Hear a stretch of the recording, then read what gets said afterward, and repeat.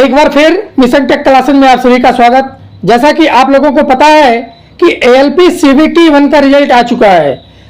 जो student qualify किए हैं उनको अब CBT 2 की तैयारी करनी है, उसका भी एग्जाम डेट आ चुका है, ज़्यादा दिन बचा नहीं है।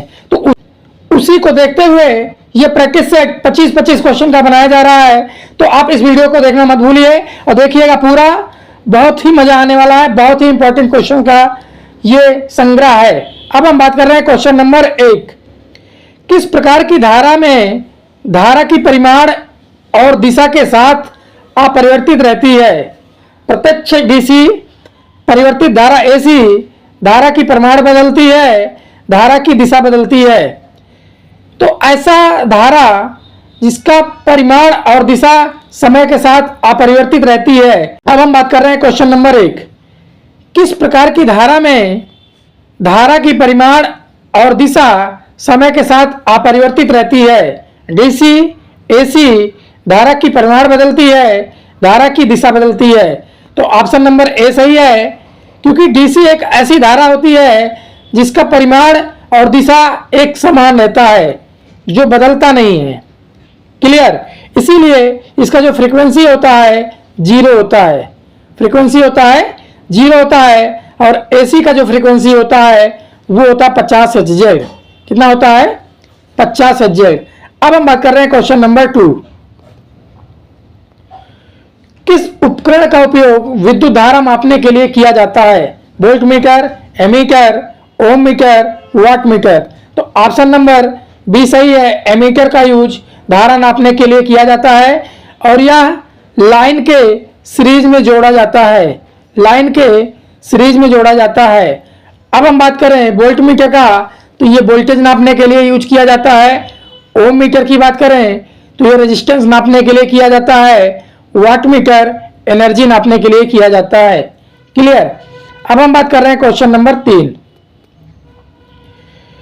220 वोल्ट 100 वाट का बल्ब कितना प्रतिरोध होगा? तो एक फार्मूला होता है R बराबर V²/P।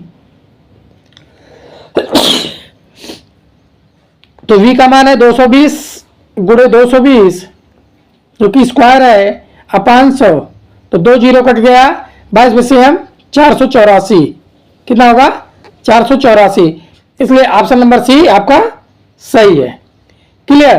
अब हम बात कर रहे हैं क्वेश्चन नंबर 4। यदि प्रतिरोध को दोगुना कर दिया जाए और वोल्टेज समान रखा जाए तो करंट पर क्या प्रभाव पड़ेगा? क्योंकि जो करंट और रेजिस्टेंस का संबंध होता है वो एक दूसरे के अपोजिट होता है। एक दूसरे के अपोजिट होता है। इसलिए जब प्रतिरोध को दोगुना किया जाएगा यानी कि बढ़ाया जाएगा तो करंट क्या होगा? घटेगा। तो प्रतिरोध को दोगुना किया गया तो करंट क्या होगा? आधा हो जाएगा। ऑप्शन नंबर बी सही है। क्लियर? अब हम बात कर रहे हैं क्वेश्चन नंबर 5। विद्युत शक्ति का सूत्र क्या है? P बराबर V/I, P बराबर I²R, P बराबर V²/R, उपरोक्त सभी। तो ये उपरोक्त सभी ऑप्शन सही है, ऑप्शन नंबर डी। तो इसका एक त्रिभुज कुछ इस तरीके से बनता है, ध्यान दीजिएगा। 2 त्रिभुज इसी का संबंध है। एक बनता है V बराबर IR और एक बनता है P बराबर V/I। इसी से कंपैरिजन करके ये सारे फार्मूले बने हुए हैं। अब हम बात कर रहे हैं क्वेश्चन नंबर 6। यदि किसी सर्किट में करंट को मापना है तो एमीटर को कैसे जोड़ा जाता है? श्रृंखला में, समानांतर में? ना तो श्रृंखला में और ना ही समानांतर में, किसी भी प्रकार से जोड़ा जा सकता है। तो एमीटर को नापना है, एमीटर से करंट मेजर करना है, तो इसको हम सीरीज में जोड़ेंगे। किस में जोड़ेंगे? सीरीज में। यदि हम गलती से इस एमीटर को लाइन के पैरेलल में जोड़ देंगे तो ये जल जाएगा। क्या होगा? जल जाएगा। क्लियर? क्योंकि इसका जो इंटरनल रेजिस्टेंस होता है ये बहुत कम होता है। क्लियर? अब हम बात कर रहे हैं क्वेश्चन नंबर 7। वीडियो को स्किप मत करिएगा, पूरा देखिएगा। वोल्टेज मापन के लिए किस उपकरण का उपयोग किया जाता है? एम्पियर मीटर, वोल्ट मीटर, ओम मीटर, वाट मीटर। तो वोल्टेज आपको मेजर करना है तो आपके लिए वोल्ट मीटर यूज किया जाएगा।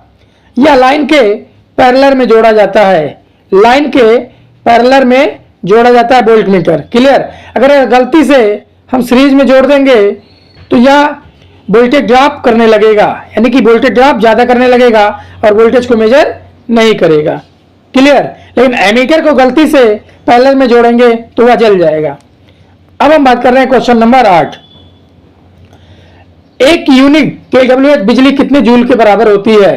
एक यूनिट बराबर होता है, ध्यान दीजिएगा, एक यूनिट बराबर होता है 1000 वाट घंटा। घंटे को सेकंड में चेंज करेंगे तो 60 गुणे 60, ये हो गया आपका 36 गुणे 10 के पावर 5, यानी कि 36 और 10 के पावर 5 मतलब 50।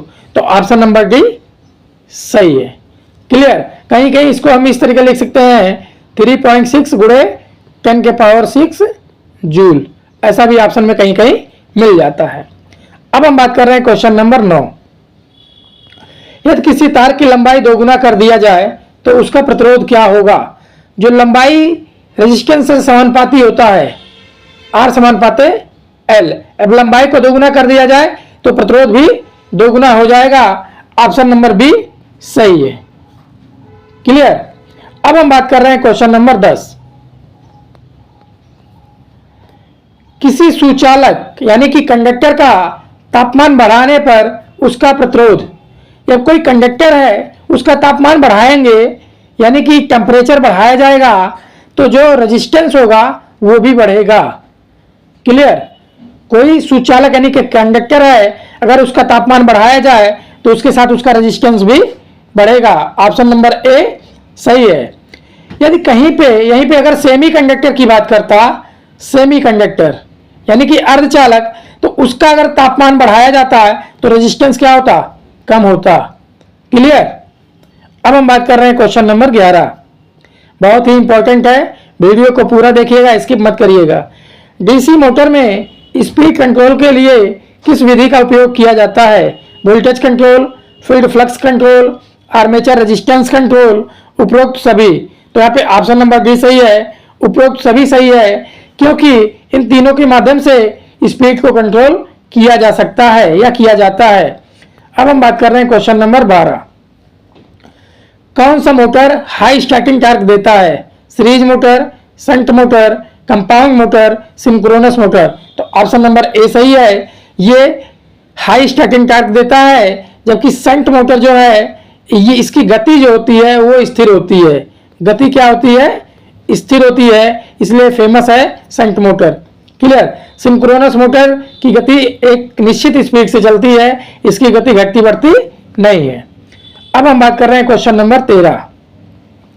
घरेलू वायरिंग में मुख्यतः कौन सा कनेक्शन उपयोग किया जाता है, या घरेलू वायरिंग में कौन सा कनेक्शन उपयोग किया जाता है, या वायरिंग किस प्रकार की जाती है? तो घरों की वायरिंग पैरेलल में की जाती है। ऐसा क्यों?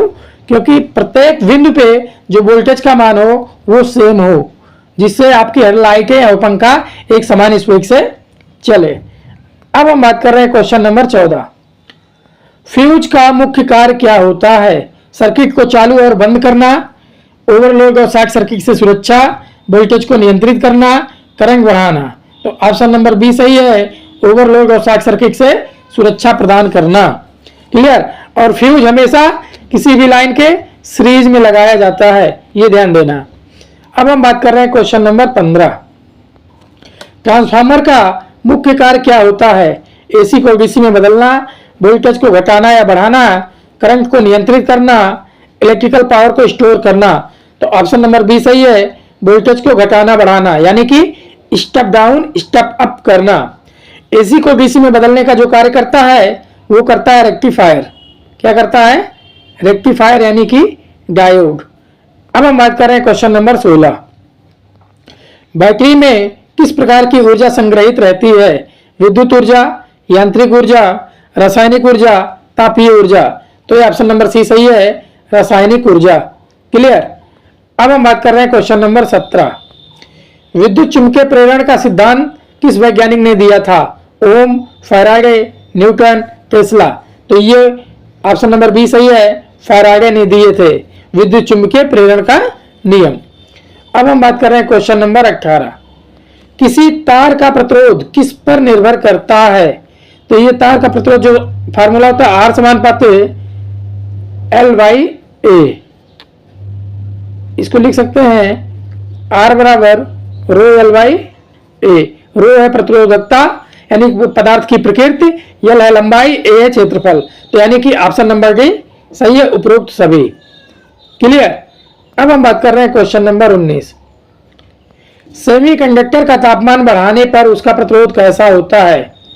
तो सेमीकंडक्टर की बात कर रहे हैं, अगर इसका तापमान बढ़ाया जाए तो रेजिस्टेंस कम होगा, जैसे कार्बन, सिलिकॉन, जर्मेनियम आदि। तो सेमीकंडक्टर का तापमान बढ़ाने से रेजिस्टेंस क्या होगा? कम होगा, यानी कि घटता है। क्लियर। अब हम बात कर रहे हैं क्वेश्चन नंबर 20। किसी भी ट्रांसफार्मर का दक्षता यानी कि इफिशियंसी अधिकतम कब होती है? लोड करंट अधिक होता है, जब कॉपर लॉस आयरन लॉस के बराबर होता है, जब आयरन लॉस अधिक होता है, जब कोई लोड नहीं होता है। तो ऑप्शन नंबर बी सही है। जब कॉपर लॉस यानी कि WC बराबर WI होगा तो इसकी इफिशियंसी क्या होगी? उच्च होगी। क्लियर। अब हम क्वेश्चन नंबर 21। किसी 3 फेज सिस्टम में न्यूट्रल करंट कब शून्य होगा? जब सभी फेज असंतुलित हो, जब सभी फेज संतुलित हो, जब केवल एक फेज लोड पर हो, जब न्यूट्रल तार कटा हो। तो ऑप्शन नंबर सी सही है। जब सभी फेज संतुलित होंगे तो उस कंडीशन में न्यूट्रल में धारा नहीं फ्लो होगा। जब फेज संतुलित होंगे यानी कि करंट का मान सब में क्या होगा? बराबर होगा, I1 I2 बराबर I3। क्लियर। उस समय न्यूट्रल में धारा नहीं फ्लो करेगा। अब हम बात कर रहे हैं ऑप्शन क्वेश्चन नंबर 22। इलेक्ट्रीशियन के लिए सुरक्षा हेतु BIS नियम कौन सा है? IS 732, IS 3043, IS 9001, IS 12615। तो ऑप्शन नंबर ए सही है, IS 732। अब हम बात कर रहे हैं क्वेश्चन नंबर 23। यदि किसी इंडक्शन मोटर की रोटर फ्रीक्वेंसी 2 Hz है और सप्लाई फ्रीक्वेंसी 50 Hz हो तो स्लिप क्या होगी? यह संबंध जो होता है FR बराबर S गुणे सप्लाई फ्रीक्वेंसी F। तो S बराबर हो जाएगा FR अपान सप्लाई फ्रीक्वेंसी F। F का मान है 200 बटा 50 गुणे 100। तो 50 दूना 100, 2 दूना 4, यानी कि ऑप्शन नंबर बी सही है, 4%। अब हम बात कर रहे हैं question number 24। DC hydro electric power plant में प्रयुक्त मुख्य टरबाइन कौन सी होती है? Gas turbine, Pelton wheel turbine, diesel turbine, Stirling turbine. तो ऑप्शन नंबर बी सही है। हाइड्रो पावर प्लांट में जो टरबाइन यूज करते हैं वो पेल्टन व्हील टरबाइन यूज करते हैं। क्लियर। अब हम बात कर रहे हैं question number 25। High voltage transmission line में अधिकतर कौन सा कंडक्टर यूज किया जाता है? तांबा, एल्युमिनियम, ACR, सिल्वर। तो ऑप्शन नंबर सी सही है, ACSR। ACSR का पूरा नाम एल्युमिनियम कंडक्टर स्टील रेनफोर्स्ड। ये 25 क्वेश्चन का सीरीज था। अब नेक्स्ट टॉपिक आएगा 25 क्वेश्चन का सीरीज। तो अगर ये वीडियो आपको अच्छा लगा हो तो चैनल को लाइक करें, सब्सक्राइब करें, शेयर करना ना भूलें। थैंक यू, धन्यवाद।